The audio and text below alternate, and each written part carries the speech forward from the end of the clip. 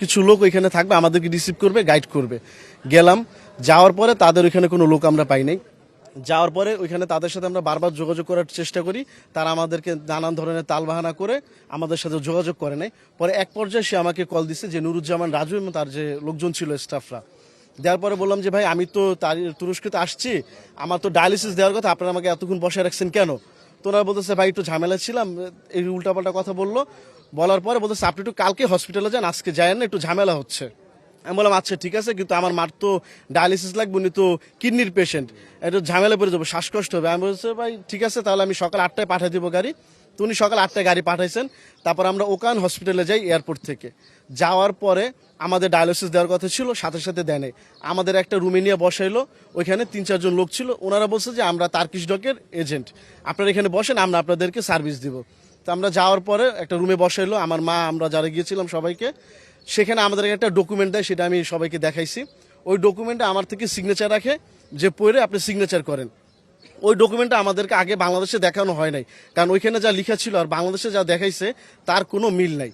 আমাদের শুধু এখানে লেখা ছিল $23,000 লাগবে, এবং তার আমার ডিসকাউন্ট ওই প্রাইসটা 21,000 করা হয়েছিল। তারপর আমি 23,000 রাজি হয়েছি যে দিব, তারপরে আপনার আমার মার ডায়ালিসিসটা করেন। তারপর বলতেছে তাহলে আমার তো টাকা পেমেন্ট করতে হবে, তাহলে করেন, টাকাটা জমা করুন। তা আমি বললাম টাকা তো আমি এখানে কিছু দিয়ে আসছি, আমার রাজু ভাই বলছে যে বাকিটা পরে দিতে হবে। রাজু, সবুজ, আরও কয়েকজন যারা আসামি ছিলেন এখানে, বিল্লাল, মাসুম বিল্লাল, ওরা সবাই আর কি। তারপরে আমি টাকা প্রথমে দিতে চাইনি। পরে দেখলাম যে আমার আম্মুর অবস্থা আস্তে আস্তে খারাপ হচ্ছে, মানে লাঞ্চে আস্তে আস্তে পানি উঠে যেতে, তার শ্বাসকষ্ট হচ্ছে। পরে আমি না পেরে, মানে কোন উপায় না পেয়ে এখানে সিগনেচার করছি। পরে যা ছিল দেখলাম যে ওরা প্রায় আমার থেকে $30-40,000 একটা সিগনেচার রাখতেছে, এইটা সেটা নানান বিল বলে। পরে টাকাটা পেমেন্ট করছি আমি প্রথমে ধাপে ধাপে কয়েকটা পেমেন্ট করার পরে রাজু, যখনই আমি পেমেন্ট করতাম তখনই আমার রাজু ফোন দিয়ে বলতো যে ভাই আপনি কি টাকাটা জমা করছেন? ও কিন্তু জানতো যে আমি জমা করছি, এগুলো আমি পরে জানতে পারছি। তো জমা দেওয়ার পরেও আমার যখন ফোন দিত, বললো ভাই আপনার মার ট্রান্সপ্লান্টের কার্যক্রম শুরু হয়ে গেছে, আপনি টেনশন করেন না, আর আমার ওদের সাথে কথা হয়েছে।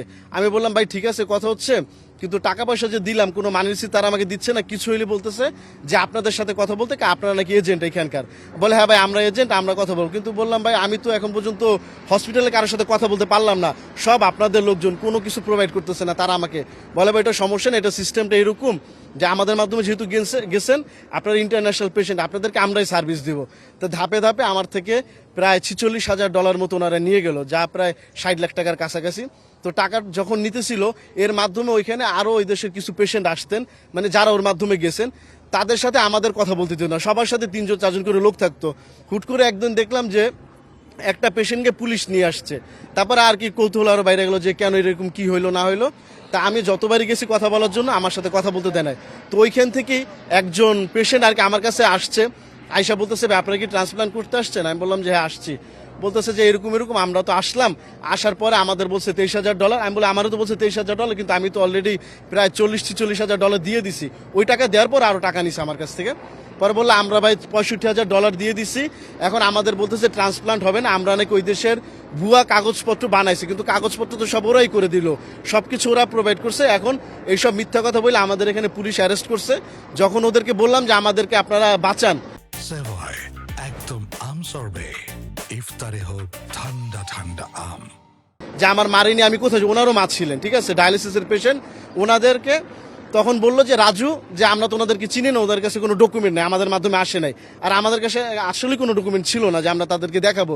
সাথে সাথে তারা অ্যারেস্ট করাইলো। তো উনি আমার সাথে অনেক কান্নাকাটি করছে যে আপনি আপনার মাকে নিয়ে চলে যান, ওদের কাছে এগুলো করেন না। আরও 13 জন সদস্য এখানকে জেল আছে। তো এগুলো আমি ওদের কাউরে আর কি বুঝতে দিই না, যেহেতু বুঝলে আমার সাথে এরকম কিছু একটা হইতে পারে। হুট করে আমার থেকে যখন $46,000 নেওয়া হয়ে গেল, 46,000 সামথিং নেওয়ার পরে আমার রাজু ফোন দিছে। ফোন দিয়ে আমাকে বলতেছে যে ভাই এখানে তো অ্যারেস্ট করছে অনেক বাংলাদেশিদের, তারা ভুয়া ডকুমেন্ট করছে, আপনি যদি আপনার মা ট্রান্সপ্লান্ট করাইতে চান, ঝামেলা একটা হইতে পারে, কিন্তু আপনি আপনার মাকে নিয়ে দেশে চলে আসেন, বা অন্য কোনো হসপিটালে আমি পাঠাই, আপনি ওইখানের জন্য আমার $5,000 দেন, তাহলে আমি ওইখানে আলাপ করতেছি। আমি বললাম ভাই আমার অলরেডি আমি জায়গা বিক্রি করে আমার মানে নিয়ে ট্রিটমেন্ট করছি, আপনি সব জানেন, বাংলাদেশে কিছু টাকা দিয়ে আসছে, আর এখানে বাকিটা সব দিয়ে আমি শেষ, আর আপনি যদি আবার নতুন করে দিতে বলেন আমি কিভাবে দিব? তো উনি বলতেছে ভাই আপনি তো দিচ্ছেন এই হসপিটালে, ওই হসপিটালের প্রসেস তো শুরু হয় না, ওর জন্য একটা টোকেন মানি তো দরকার, নাহলে আপনার মা ডায়ালিসিস কিভাবে করবেন? মানে ও সবসময় আমার ডায়ালিসিসের ভয়টা দেখো এই কারণে, কারণ একদিন পর পর ডায়ালিসিস না করলে তো আমার মাটা মারা যাবেন, আর ও এইখানেই বিজনেসটা মেনলি করছে। তো আমি বলছি ভাই আমি আর ট্রান্সপ্লান্ট করবো না, আমার টাকা দেন, আমি চলে যাবো। পরে এটা বলার পরে আমি 2 দিন অপেক্ষা করছি, আমার টাকা ফেরত দেয় নাই, হসপিটালের সাথে যোগাযোগ করতে পারলাম না। পরে হুট করে ওইখানে একজনের সাথে আমি লিস্ট নিলাম যে আসলে কোনটার কত টাকা, ডায়ালিসিস করতে কত টাকা, সিবিসি টেস্ট করে কোনটা কত টাকা লাগে। পরে দেখলাম সব মিলে আমার মনে হয় 2 থেকে 3 হাজার টাকা তারা পেমেন্ট করছে, আর বাকি সব টাকা তারা হাতায় নিয়ে চলে গেছে। কিন্তু আমি তাদেরকে একবারও বলি না, কারণ রাজু আমার বারবার বলতেছিল ভাই আপনি হিসাব ওইখানে দিবে না, আপনি বাংলাদেশে আসেন, আসলে আপনাকে সব টাকা আমি এখান থেকে হিসাব করে বাংলাদেশে যেই ডলার দিচ্ছেন ওইখানে যে ডলার দিচ্ছেন সব আপনাকে একবারে দিয়ে দিব। তাই আমি বাংলাদেশে আসলাম, আসার পরে আমি 2-3বার ওনার অফিসে গেলাম, আমার সাথে দেখা করে নাই। পরে একদিন রাগ করে আমি গেছি অফিসের ভিতরে ঢুকলাম, উনি ঢুকার পরে বলতেছে মানে আমার এমনভাবে জড়ায় নিছে, মানে ও আমার জন্য খুব আফসোস করতেছে, ভাই আপনি অনেক কষ্ট পেয়েছেন এটা সেটা, আপনি এখন পাকিস্তানে যান, পাকিস্তানে একটা নতুন আমরা প্রসেস শুরু করছি, ওইখানে আপনার মার কোনো কিচ্ছু লাগবে না, আপনি যাবেন ট্রান্সপ্লান্ট করেন চলে আসবেন। তা আমি বললাম ভাই আমি আর করবো না, আমার টাকাটা আপনি ফেরত দেন। যখন আমি 3-4বার চাইলাম, বিকাল পর্যন্ত বসে রাখছে আমাকে, হুট করে তারা বলতেছে টাকাটা দেওয়া যাবে না। তাই আমি বললাম যে আপনারা টাকা কেন দিবেন, আমার কাছে তো ডকুমেন্ট আছে। আমি ভাই আপনার কিসের ডকুমেন্ট, আপনি সিগনেচার করে আসছেন না। এখন আমার কাছে ডকুমেন্ট ছিল সামান্য কিছু টাকার, ওই যে হসপিটালের যে ডকুমেন্ট, এছাড়া আমার আর কোনো ডকুমেন্ট দেওয়া হয় নাই। পরে 2-1 কথা ওনার যে জিএম ছিল, এজিএম এর নাম হচ্ছে আপনার কাজী রাসেল, তারপর হচ্ছে ওনার জিএম ছিল মাসুম বিল্লাহ, তারপরে আরো কয়েকজন ওনাদের স্টাফ ছিল, সবুজ নাম।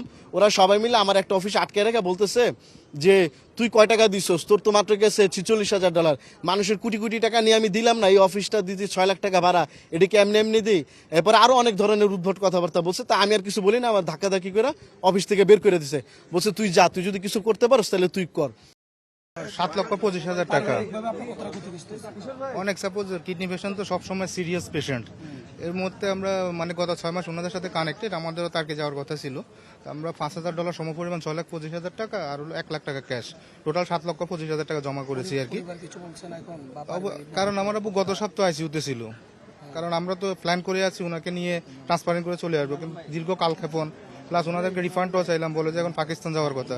কিন্তু খুবই সিরিয়াস পেশেন্ট, কিডনি পেশেন্ট তো খুবই ক্রিটিক্যাল, কারণ একটু 19 থেকে 20 ডায়ালাইসিস হলেই আইসিইউতে শিফট করতে হয় আর কি।